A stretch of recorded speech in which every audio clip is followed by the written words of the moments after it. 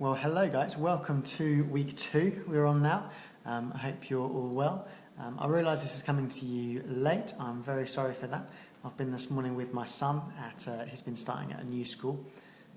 Any of you who are starting back at school or college, or maybe you've got children that are, you will know how busy this time of year can be. So do accept my apologies for that. Let's kick straight in with our passages and Genesis. Let's cut straight to chapter 16. You don't want to be listening to me for ages, so we're not going to do like a verse by verse commentary. I'm just going to pick out a couple of key bits that stick out. And so chapter 16, we meet Hagar, who is Sarai's slave, and Sarai had a thought, aware that she hadn't had any children, and her and Abraham were getting pretty old. She had a brief moment of inspiration, which was completely her own thinking, and without God, that it would be a good idea for her to get Abraham to sleep with Hagar, her slave, so that she could have a child because of that. Abraham agreed, of course. He's a bloke, he is going to agree. And so they go off and they do their own thing, and Hagar gets pregnant. Before long, that turns into a bit of a problem, and intimacy between Abram and Hagar turns into a bit of a problem with Sarah. Even though she suggested it, she ends up getting jealous and bitter. And so I'd say anyone that thinks that they can, if you like, sleep around and come away clean, or say they're just in something for the sex and they're not going to be affected by it, that's wrong. That's impossible to do, and we've seen it today.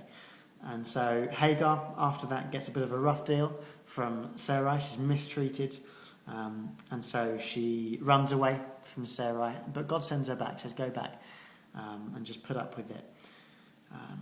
And yet, when baby is born, it's given the name Ishmael, meaning that the Lord has heard.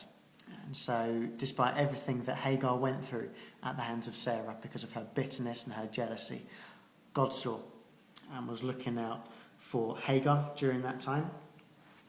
And then into chapter 17, we see Abram being given a new name, being renamed Abraham, and Sarai becomes Sarah. Those name changes, if you like, are in keeping with the roles that God has given them. And so remember that when God gives us something to do, when God takes us and gives us a task, he gives us a whole new identity to go with that. And then again, God repeats that promise that Sarah will have a son. Abraham and Sarah will have a child together, it'll be a son. And then he says that will happen within 1 year, just to kind of put the pressure on. And then Abraham, as maybe you'd expect, they're getting pretty old by now. Abraham just laughs at that.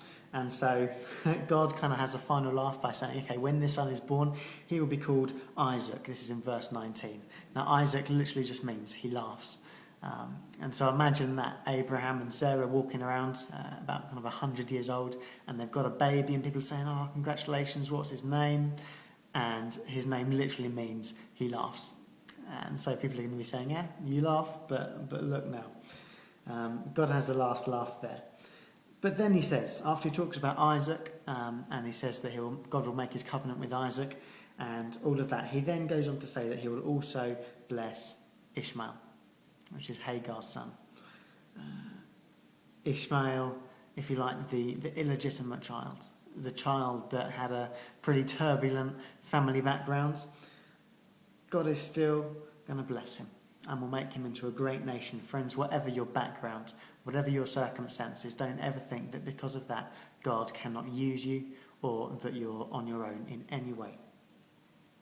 Let's go into Matthew, and first of all we see Jesus teaching the disciples how to pray. And when he's talking about prayer, he says, when you pray, go and pray in secret. Don't make it a public affair. Don't make it a show. Don't worry about all these big words that you have to use. Just go into a secret place and let it be between you and God. And then notice the prayer that Jesus models for us. It's kind of split into two. And the first half of that prayer is focusing just on God and God's concerns. So we pray, our Father in heaven, hallowed be your name. There's worship in there. Your kingdom come, your will be done on earth as it is in heaven. When we pray, let's just not kick straight in to a shopping list, if you like, of telling God what we want and what we need. First of all, let's spend time focusing on God and who he is. And then we move on. And it says, give us today our daily bread. We pray for provision. We pray, forgive us our trespasses as we have forgiven those that trespass against us, or as we have forgiven our debtors, if you like. In order for us to be forgiven, we need as well to be forgiving those that have wronged us. And that can be a really difficult thing to do. But Jesus says pretty clearly that unless we do that, we cannot be forgiven ourselves. And then lead us not into temptation, but deliver us from evil. And then he goes on to talk about fasting. And again, fasting is something that we do in private. It's not about the show. Let's not be making it obvious. He goes on to talk about treasures in heaven and not storing up treasures on earth, but instead let's be investing ahead of us where we're going. Let's not be focusing on money. He says, where your treasure is, there your heart will be also. That talks a lot about our priorities. Really, what is our biggest passion? The eye is the lamp of the body. Let's be really careful what we're looking at. Obviously, our eyes, what we look at, is so often what can lead us into sin. And so let's be really careful there. And then he finishes with quite an interesting saying. Nobody can serve two masters.